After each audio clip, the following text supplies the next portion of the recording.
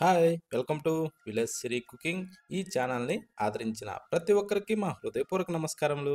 ఇవాళ చాలా అంటే చాలా మంచి రెసిపీతో మీ ముందుకొచ్చానండి. అదేమిటంటే కురుకురే అండి. కురుకురే ఈ టైప్‌లో చేయండి.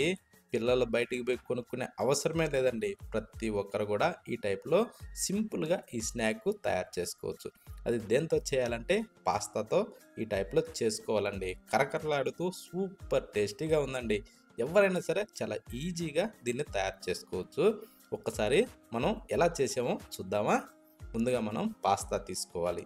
నేనైతే దాదాపు ఒక పావు కిలో వరకు తీసుకున్నానండి. ఇవి మంచి ఫ్రెష్ అయిన పాస్తా. ఈ పాస్తా ఏందంటే చూడండి ఈ టైప్‌లో ఉంటుంది.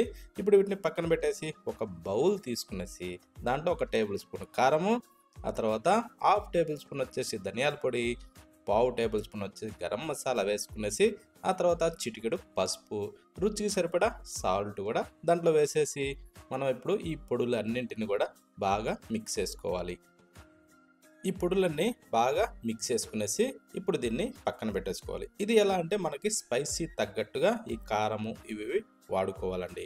ఓకేనా? పెద్దవాళ్ళు తినేప్పుడైతే కొంచెం కారం వేసుకోవచ్చు. చిన్న పిల్లలకైతేనేమో కొంచెం తగ్గించుకోవచ్చు. ఓకేనా? కానీ ఈ టైప్‌లో మనం పొడి మిక్స్ చేసుకునేసి ఇప్పుడు దీన్ని కాసేపు అలా పక్కన ఉంచుకుందాం. పక్కన ఉంచుకొని ఇప్పుడు స్టవ్ ఆన్ చేసి ఒక బౌల్ అయితే పెట్టుకునేసి దాంట్లో కొన్ని నీళ్లు పోసుకుందాం. అంటే మనం ఈ పాస్తాని ఉడకపెట్టుకోవాలి కాబట్టి దాదాపు ఒక లీటరు, లీటర్‌న్నర అయితే నీళ్ళైతే పోసుకోవాలి. నీళ్లు పోసిన తర్వాత ఇప్పుడు మనం ఆ నీటిని కొంచెం బాయిల్ కానివ్వాలి. అంటే నీళ్ళు కాస్త వేడెక్కిన తర్వాత ఇప్పుడు దాంట్లో ఒక టేబుల్ స్పూను సాల్ట్ వేసుకునేసి ఇప్పుడు ఆ సాల్ట్‌ని కాస్త కరగనిచ్చి ఒక టేబుల్ స్పూన్ ఆయిల్ కూడా వేసి ఆ తర్వాత ఈ పాస్తాని దాంట్లో వేసేసుకుందాం.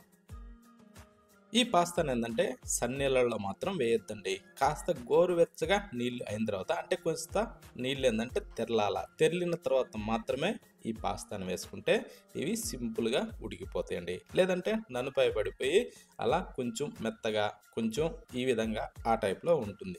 అందుకనేసి ఇలా గోరువెచ్చగా నీళ్ళు అయిన తర్వాత ఏసిందంటే మొత్తం సేమ్ ప్రాసెస్‌లో బాగా ఉడికి ఈ టైప్‌లో వస్తాయండి. చూడండి ఒక్కసారి ఈ టైప్‌లో మనం ఇలా అనంగానే ఇలా నలిగిపోతాయి. ఆ టైప్‌లో మనకి పాస్తా తయారు కావాలి. ఈ విధంగా ఉడకటానికి దాదాపుగా ఒక 5, 6 నిమిషాలు సమయం పడుతుందండి.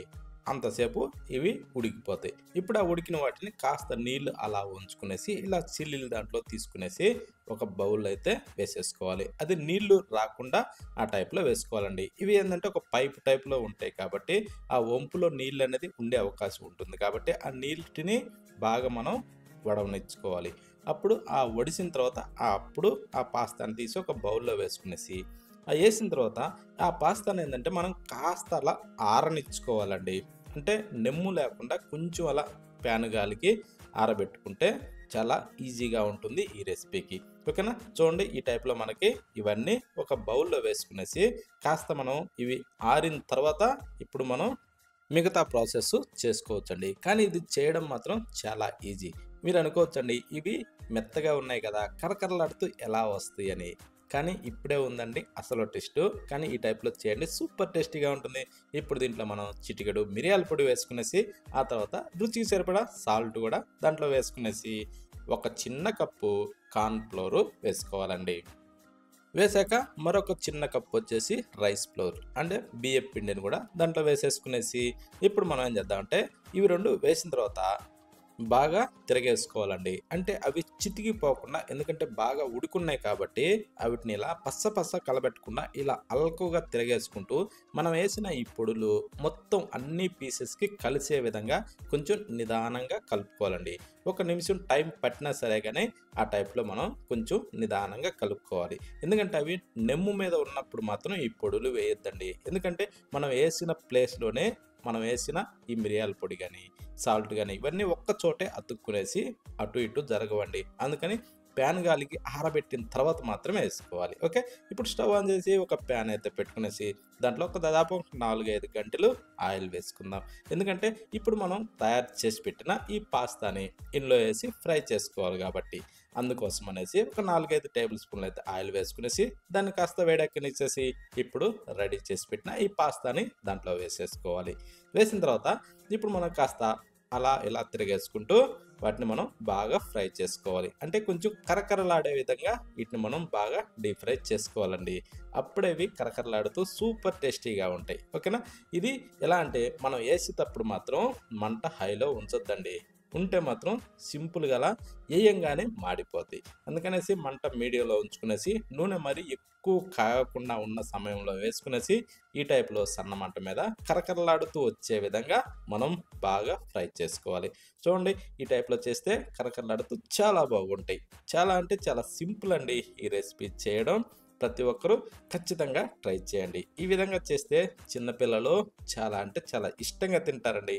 చిన్నపిల్లలే కాదండి, పెద్దవాళ్ళైనా సరే ఇవి తినడానికి వాళ్ళు కూడా చిన్నపిల్లలు అయిపోతారు. అంత టేస్టీగా ఉంటాయండి ఈ పాస్తా.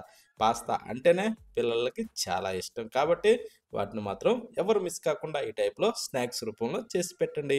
ఇప్పుడు మనం ఇందాక కలిపి రెడీ చేసి పెట్టుకున్న ఈ మసాలాని దాంట్లో వేద్దాం. అంటే కారము, ధనియాల పొడి, గరం మసాలా ఇవన్నింటిని బాగా మిక్స్ చేసి కలిపి రెడీ చేసి పెట్టిన ఆ పొడినైతే దీంట్లో వేసుకునేసి ఈ పీసెస్ అన్నిటికీ కలిసే విధంగా ఈ టైప్లో తిరగేసుకుంటూ బాగా కలుపుకోవాలండి.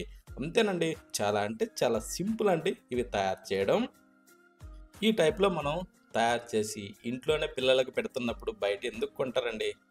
అందుకోసమనే ఇలా ప్రతి ఒక్కరు కూడా స్కూల్ నుంచి రాగానే పిల్లలకి ఈ టైప్లో చేసి పెట్టారంటే మాత్రం టేస్ట్ సూపర్గా ఉంటుంది. కరకరలాడుతూ ప్రతి ఒక్క చిన్న పిల్లవాళ్ళే కానీ పెద్దవాళ్ళే కానీ ఇష్టంగా కడుపు నిండా తింటారండి. ప్రతి ఒక్కరూ ఖచ్చితంగా ట్రై చేయండి. మరొక వీడియోలో కలుద్దామా?